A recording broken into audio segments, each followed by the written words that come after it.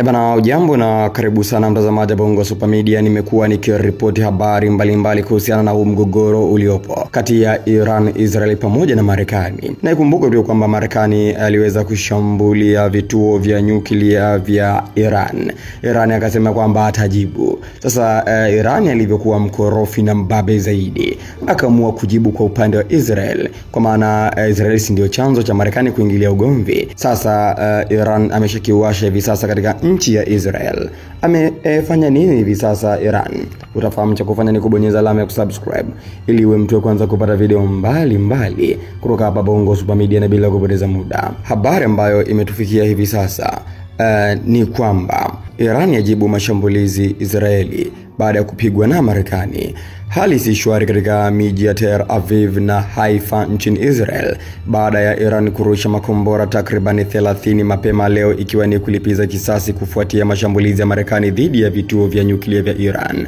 Baadhi ya makombora haya yameangukia katika maeneo ya makazi kusababisha uharibifu mkubwa, huku watu zaidi ya 20 wakiripotiwa kujeruhiwa. Miundombinu ya umeme na mafuta hasa katika jiji la Haifa pia imeathiriwa. Mfumo wa ulinzi wa anga ya Israel, Iron Dome, imefanikiwa kuzuia idadi kubwa ya makombora hayo, lakini baadhi yamepita na kusababisha madhara. Serikali ya Israel imetangaza hatua za dharura zikiwemo kufunga shule, biashara na maeneo ya umma, huku wananchi wakitakiwa kubaki ndani na kuchukua tahadhari zote. Sirens za tahadhari zilisikika mapema alfajiri na vikosi vya uokoaji vinaendelea kuwahudumia waathirika. Wakati huo Iran imeripotiwa kuwajeruhi raia 11 wa Israel katika mashambulizi hayo ya makombora, akiwemo mtoto mchanga mwanaume mmoja mwenye umri wa miaka 30 aliyejeruhiwa kwa vipande vya bomu na kulazwa katika hospitali ya Ichilov jijini Tel Aviv.